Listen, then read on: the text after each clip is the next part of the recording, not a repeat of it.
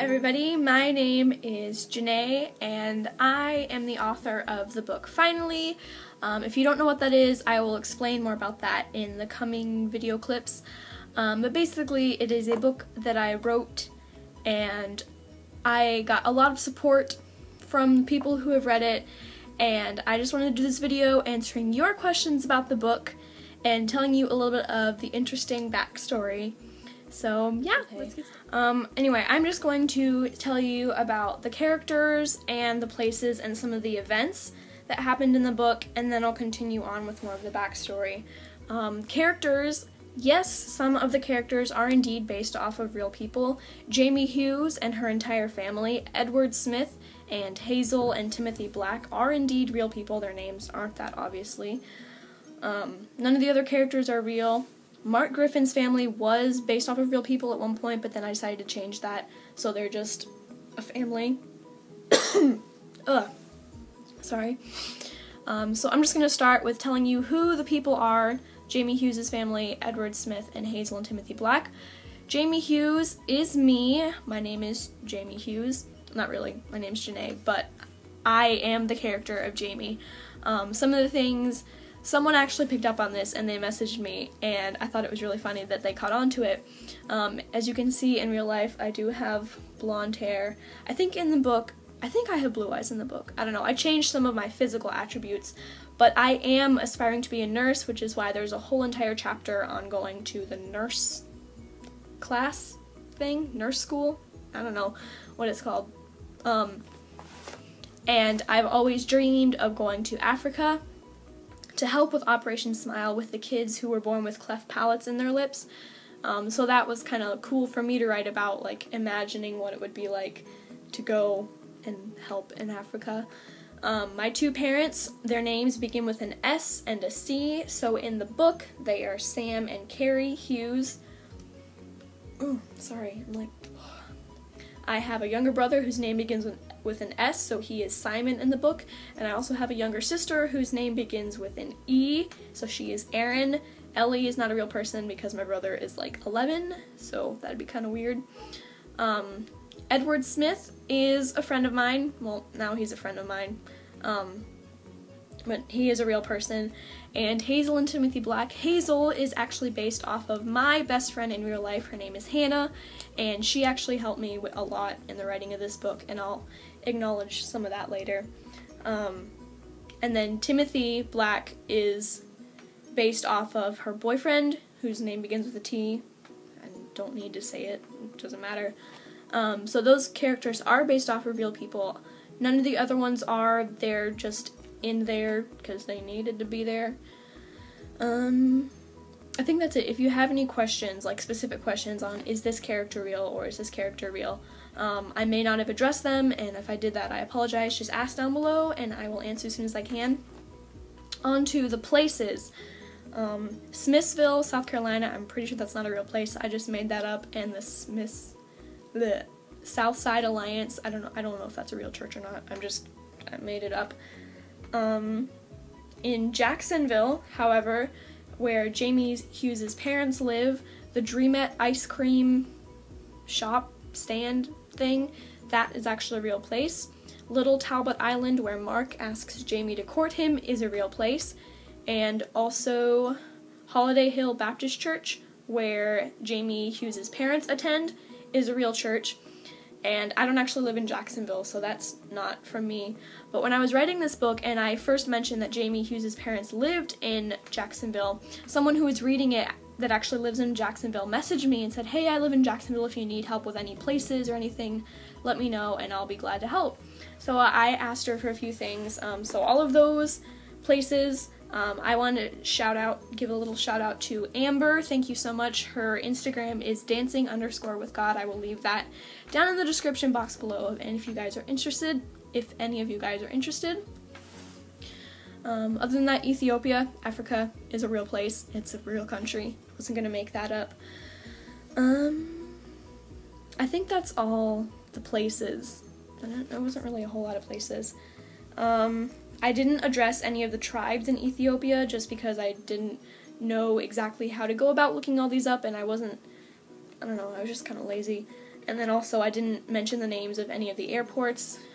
I don't think the Villa, which is the restaurant that Mark and Jamie ate at before babysitting the black children, I don't think that's a real place. I just made that up too.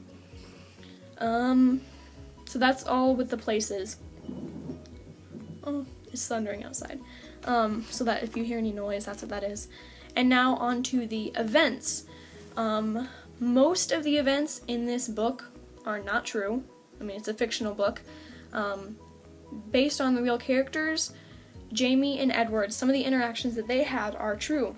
And I'll tell you a little bit of the backstory on that. This boy that I met, we met at a Christian summer camp last year. I guess it would have been either last year or 2 years ago. And we became really good friends, and we were like best friends, and then we both started falling for each other. And because we lived far apart and we couldn't like see each other, we couldn't really talk to each other that much because we both were so busy with school, we decided to just kind of call it off.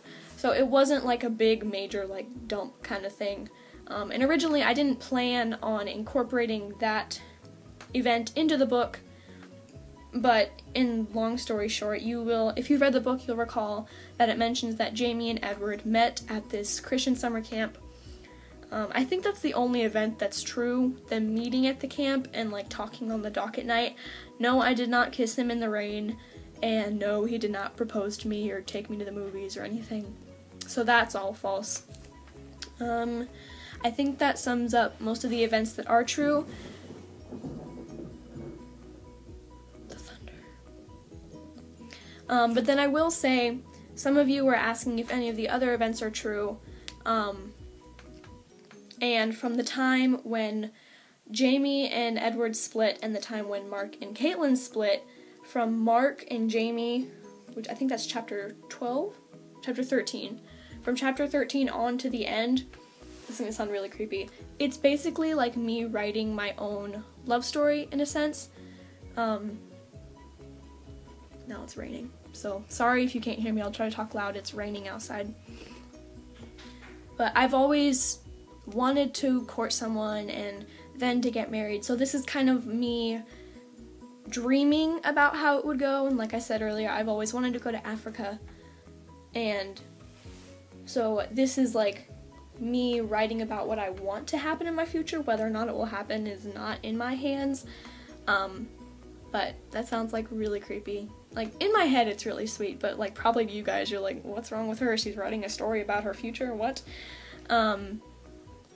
But that's basically the backstory of the book. If you guys have any other questions, like I said, be sure to ask them down there and down there. And I will be sure to answer them as soon as I can. So now let's go on to your other questions that you have. Terribly bad video. So I went on my Instagram page, Teenage Christian Girl, and I told you guys to ask me questions about the book. And I will leave my info links down below. So what I'm going to do is I'm going to say who asked the questions, and then I'm going to answer them all, and yeah. So the first set of questions comes from Forever Girls of Christ, and I will leave who asked these down below if any of you guys are interested. And she said, in the question 1, where did your inspiration come from? There is a book on iTunes, it's called More by Heidi Marshall, and I think it's like $3.99. I don't know, I got it a long time ago, and I've read it several times over, and it's just a very sweet Christian love story. And so some of the things that happen in my book, they're not like copied from her book, but I did take a lot of inspiration from her and her writing and just writing about this Christian love story. And hers is really sweet, and I will leave a link to that below. I'm leaving links to everything, my goodness. And I guess my inspiration also just comes from other books that I've read, other romance books, or what would you do differently if you were in Jamie's situation? And I don't know, I'm going to take this from a few scenes. I think if Edward had called me, like now I'm Jamie, if Edward called me and wanted to meet up, I guess I would be a little skeptical, because in the book, they officially start dating, and then he leaves to Michigan and like breaks up with her in the airport. So I would probably have more trust issues when it came to Edward than Jamie did. Jamie was a little less reluctant to trust Edward. Other than that, I can't really think of anything. I mean, I don't know. I guess I would just be a little more reluctant with trusting Edward and stuff like that. And why did you choose to write a book? I've always enjoyed writing. Like, I can pull up, like, books that I wrote in, like, 1st and 2nd grade with my best friends, and they're, like, really cheesy, really, really stupid books. But I've always really enjoyed writing. Sorry if I keep, like, doing this. I'm, like, sick and... But I've always enjoyed writing, and so this was just a way for me to share my passion with everyone, and I honestly didn't think that it would, like, turn out this good. And the second question comes from Christina.2.u, and she said, I'm interested in where and why you wrote it. Where I wrote it, I guess I wrote it in my house. Why I wrote it, I just wanted to share a different take on romance novels. A lot of romance novels nowadays, if you look anywhere, they always have some kind of sexual content or dirty language, and I wanted to write a clean, sweet love story without all of the negative stuff in it. And she also wants to know if anyone was helping me other than encouraging me, so if someone actually helped me write this book. No one actually typed up the pages of this book other than me. However, I will say that in chapter 19, which is the final chapter, I was debating about what to do the Bible study on, and I wanted to do it a love story from the Bible. So I asked one of my friends that I'm in, like, a collab group with, and her name is Madison, and her Instagram is We Shine for Christ, and I'll leave a link to that below. Woo.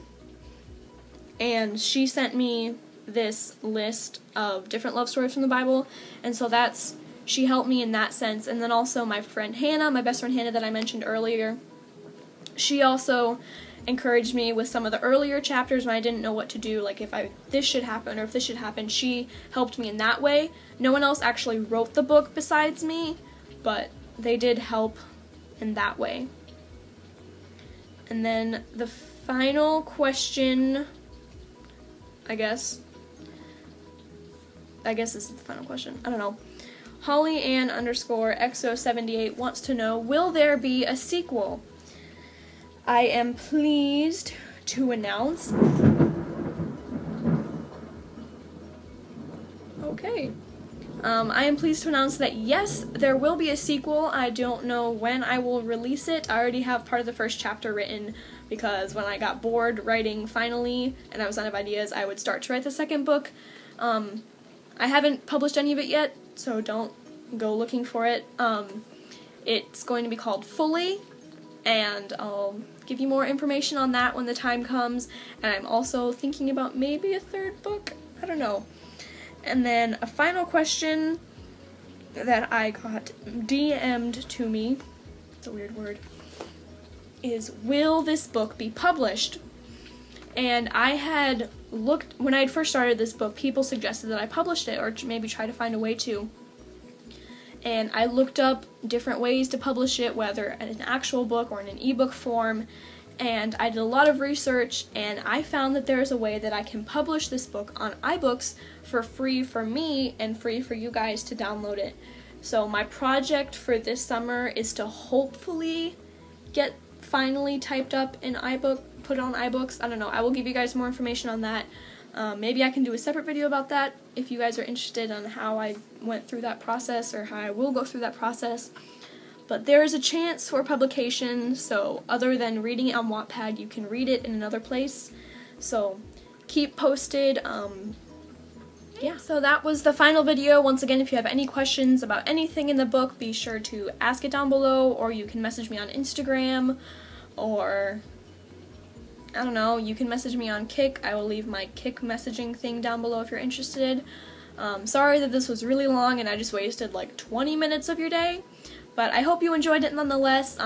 If you've watched through this video and you haven't read the book, you basically know what happens. But if you would still like to read the book, once again, I will leave a link to the Wattpad version down below, and I will see you guys soon, maybe? I don't know. Okay? Peace out.